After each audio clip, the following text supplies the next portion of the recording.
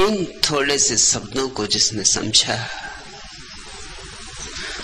उसने पूरब की अंतरात्मा को समझ लिया। पश्चिम ने विज्ञान दिया है मनुष्य को, पूरब ने धर्म दिया है। और धर्म का सार अर्थ इन थोड़े से शब्दों में है, गुरु प्रताप साधकी संगति।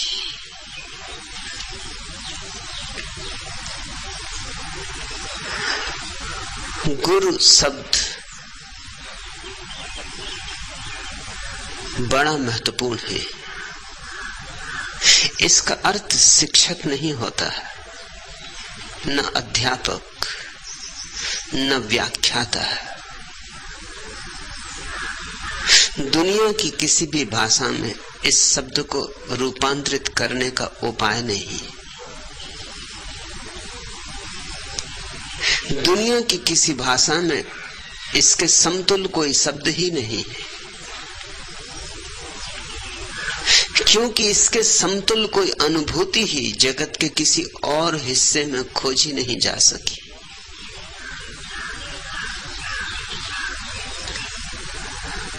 गुरु बनता है दो शब्दों से, गु और रू। गु का अर्थ होता है अंधकार, रू का अर्थ होता है अंधकार को दूर करने वाला।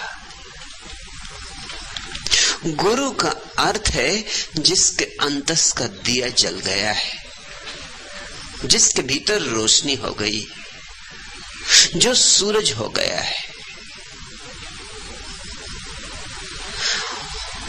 जिसके अंग अंग से, द्वारों से, झरोखों से, संधों से रोशनी झर रही है।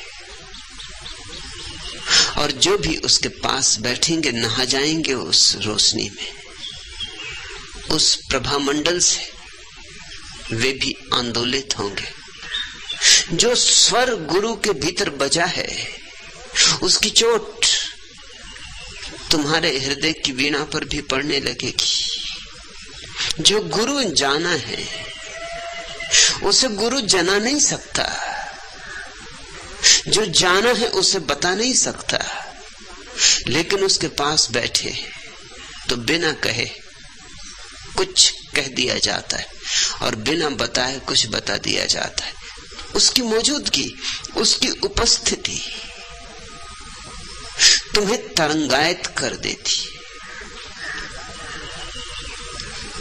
स्वभाव था, रोशनी के पास बैठोगे, अगर आंख बंद करके भी बैठे तो भी रोशनी में नहा जाओगे। संगीत चाहे सुनाई भी ना पड़े तो भी तुम्हारे रोए रोए को स्पर्श करेगा।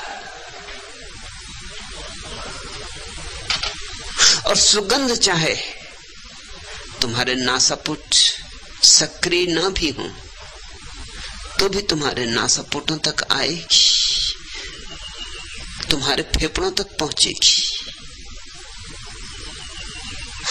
और सुगंध तुम्हारे फेफड़ों तक पहुंच जाए तो नासापुट सक्रिय हो जाएंगे और रोशनी तुम्हारे रोए रोए को नहला दे तो आंखें खुल जाएंगी। सुबह देखा नहीं, चादर ओढ़े बिस्तर पे पड़े हो और सूरज उगने लगा है, दरवाजे बंद हैं, पर्दे पड़े हैं, और फिर भी पर्दों की संधों से उसकी रोशनी भीतर आने लगी और रोशनी तुम्हारी बंद आंखों पे पड़ने लगी। तत्क्षण कोई भीतर जाग जाता है, तत्क्षण कोई भीतर कहने लगता है सुबह हो गई, अब उठो। ठीक ऐसी ही घटना गुरु के सत्संग में घटती। तुम सोए पड़े हो, किसी का सूरज उग गया, उसकी रोशनी तुम्हारी बंद आंखों पर पड़ने लगी। आंखें बंद हो तो भी तो रोशनी बंद आंखों से थोड़ा ना बहुत प्रवेश कर जाती। और उसकी चोट तुम्हें आंखें खोलने को मजबूर कर देगी, विवश कर देगी। आंख खोलनी ही पड़ेगी,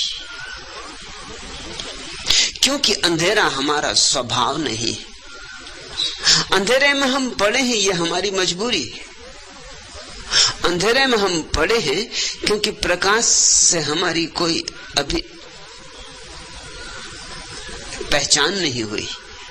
अंधेरे में हम पड़े हैं क्योंकि प्रकाश से हमारा कोई परिचय नहीं हुआ। लेकिन प्राणों के गहनतम में प्यास तो प्रकाश की है। तम सो मां ज्योतिर्गमे। कोई भीतर पुकार ही रहा है कि ले चलो, प्रकाश की तरफ ले चलो। अंधकार नहीं, आलोक।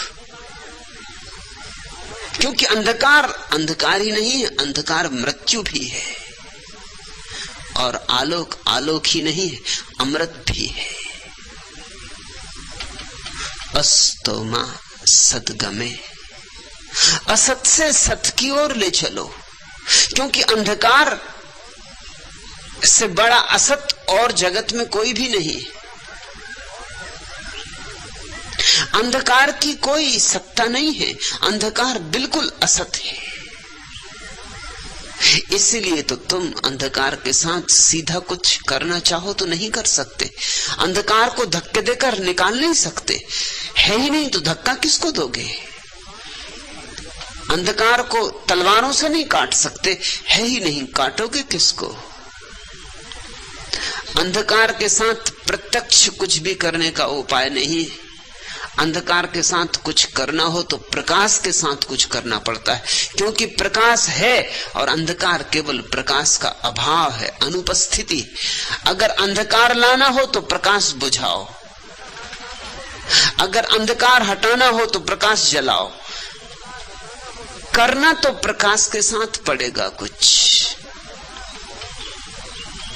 अंधकार बहुत है और फिर भी ना कुछ। अंधकार की कोई सत्ता नहीं, कोई अस्तित्व नहीं। अंधकार में कोई ठोसपन नहीं।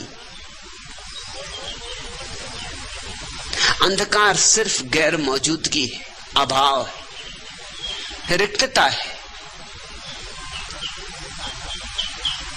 असत है। अस्तो मां सद्गमे। प्रकाश सत है। इसलिए सारे धर्मों ने परमात्मा को प्रकाश कहा है। सारे धर्मों ने जीवन की परम अनुभूति को प्रकाश की अनुभूति कहा है। और अंधकार अपने में नहीं है, हमारे अंधेपन में है, हमारे आंख बंद करने में है। नहीं तो प्रकाश से ही भरा है सारा अस्तित्व, क्योंकि सारा अस्तित्व परमात्मा में है। लेकिन मनुष्य की ये स्वतंत्रता है कि चाहे तो आंख खोले और देखे रोशनी को, और चाहे तो आंख बंद रखे और न देखे रोशनी को। मनुष्य की ये स्वतंत्रता है कि फूल खिले हों तो उन्मुख होके खड़ा हो जाए या विमुख होके खड़ा हो जाए, फूलों को देखे या न देखे पीठ कर ले।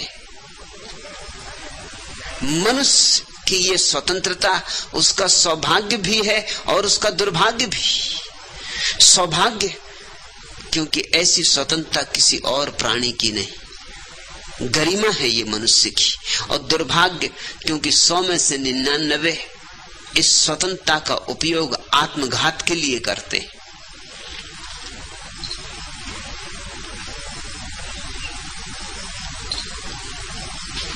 ऋषि प्रार्थना करते हैं, ले चलो अंधकार से आलोक की तरफ, ले चलो असत से सत की तरफ। मृत्योर्मा अमृत गमे। ले चलो मृत्यु से अमृत की तरफ। अंधकार मृत्यु भी है, क्योंकि जो अंधकार में जिएगा अंधकार हो जाएगा। जिसके साथ रहोगे वैसे हो जाओगे। यह जीवन का आधारभूत नियम है। जिसके साथ संबंध जोड़ोगे वैसे हो जाओगे। अंधकार से नाता जोड़ोगे, अंधकार हो जाओगे। प्रकाश से नाता जोड़ोगे, प्रकाश हो जाओगे।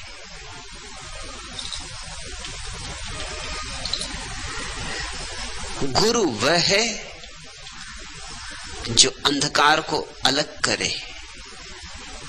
इसलिए गुरु का अर्थ शिक्षक नहीं होता, इसलिए गुरु का अर्थ अध्यापक नहीं होता, व्याख्याता नहीं होता, आचार्य नहीं होता। गुरु जैसा कोई और दूसरा शब्द ही नहीं, उसका कोई पर्यायवाची नहीं। गुरु शब्द अनूठा है।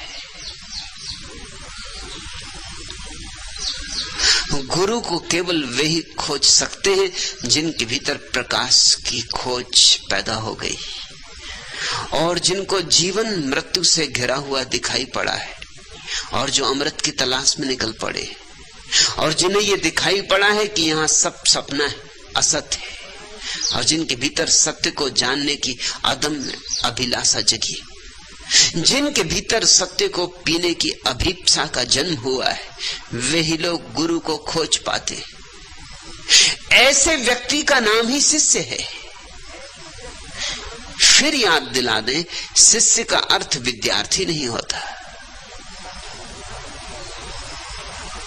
विद्यार्थी हो तो शिक्षक मिलेगा, इससे ज्यादा तुम्हारी पात्रता नहीं। अगर शिष्य हो तो गुरु मिल सकेगा।